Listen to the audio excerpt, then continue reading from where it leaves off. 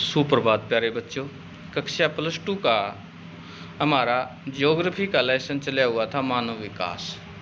उसमें हमने पढ़ा कि मानव के विकास के लिए किन किन चीज़ों का होना ज़रूरी है, इसकी पृष्ठभूमि, इसका प्रारंभ हमने किया था और उसी कड़ी को आगे बढ़ाएंगे। एक शिष्ट जीवन जीने के लिए साधनों का होना मानव विकास के सर्वाधिक महत्वपूर्ण पक्ष है। प्यारे बच्चों, सबसे पहले तो शिक्षा का, दूसरा शिष्टता का इसमें महत्वपूर्ण योगदान है।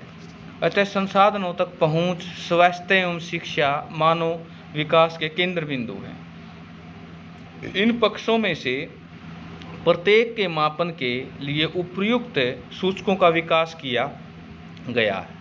क्या आप ऐसे कुछ सूचकों के बारे में सोच सकते हैं? प्राय लोगों ने अपने आधारभूत विकल्पों को तय करने की अक्षमता और स्वतंत्रता नहीं होती। यह ज्ञान प्राप्त करने के लिए अक्षमता, उनकी भौतिक निर्धनता, सामाजिक भेदभाव, संस्थाओं की अक्षमता, अन्य कारणों की वजह से हो सकता है। इसे दीर्घ एवं स्वस्थ जीवन जीने, शिक्षा प्राप्ति के योग्य होने के लिए एक शिष्ट जीवन जीने के साधनों को प्राप्त करने में बाधा आती है। लोगों के विकल्पों में वृद्धि करने के लिए स्वास्थ्य, शिक्षा, संसाधनों तक पहुंच, उनकी क्षमताओं का निर्माण करना महत्वपूर्ण है। यदि ऐसे इन क्षेत्रों में लोगों की अक्षमता नहीं है तो विकल्प भी सीमित हो जाते हैं। उदाहरण, एक अशिक्षित बच्चा डॉक्टर बनने का विकल्प नहीं चुन सकता। शिक्षा आधार है, शिक्षा रीढ़ है, शिक्षा सर्वांगीण विकास है, क्योंकि उसका विकल्प शिक्षा के अभाव में सीमित हो गया। इसी प्रकार प्राय निर्धन लोग बीमारी के लिए चिकित्सा उपचार नहीं चुन सकते, क्योंकि संसाधनों के अभाव में उनका विकल्प सीमित हो जाता है। मानव विकास के 4 स्तंभ हैं। वो कौन से स्तंभ हैं, उन पर चर्चा करेंगे। जिस प्रकार किसी इमारत स्तंभों का सारा होता है, स्तंभ का मतलब पिलर, बेस, उसी प्रकार मानव विकास का विचार भी समता, सतत पोषणीयता, उत्पादकता, सशक्तिकरण के संकल्पनाओं पर आश्रित है।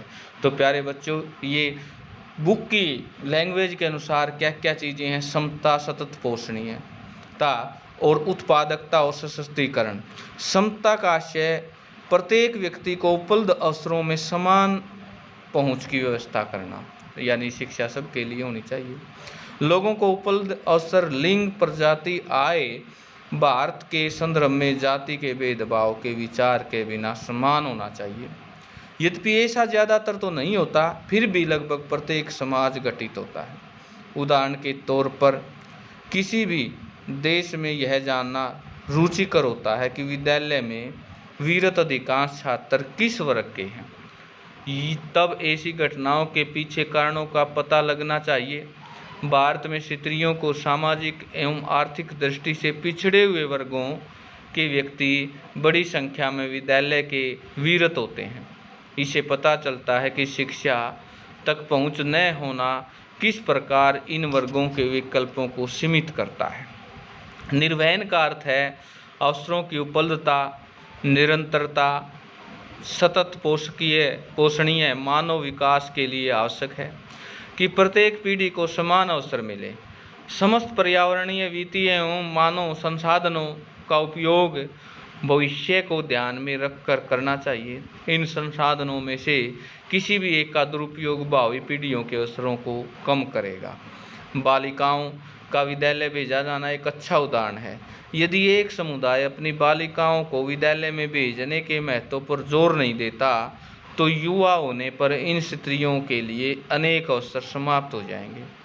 उनकी वृत्ति के विकल्पों में तीव्रता से छटनी हो जाएगी और यह उनके जीवन व अन्य पक्षों को भी प्रभावित करेगा। अतः प्रत्येक पीढ़ी को अपनी भावी पीढ़ियों के लिए अवसरों और विकल्पों की उपलब्धता को सुनिश्चित करना चाहिए। यहाँ उत्पादकता का अर्थ मानव श्रम उत्पादकता अथवा मानव कार्य के संदर्भ में उत्पादकता है। लोगों की क्षमताओं का निर्माण करने ऐसी उत्पादकता को निरंतर वृद्धि की जानी चाहिए।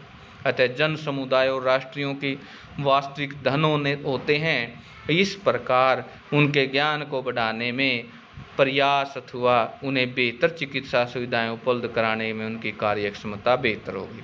सशक्तिकरण का अर्थ अपने विकल्प चुनने के लिए शक्ति प्राप्त करना। ऐसी शक्ति बढ़ती हुई स्वतंत्रता और क्षमता से आती है। लोगों को सशक्त करने के लिए सुशासन एवं लोकोन्मुखी नीतियों की आवश्यकता होती है। सामाजिक एवं आर्थिक दृष्टि से पिछड़े हुए समूहों को सशक्तिकरण का विशेष महत्व है।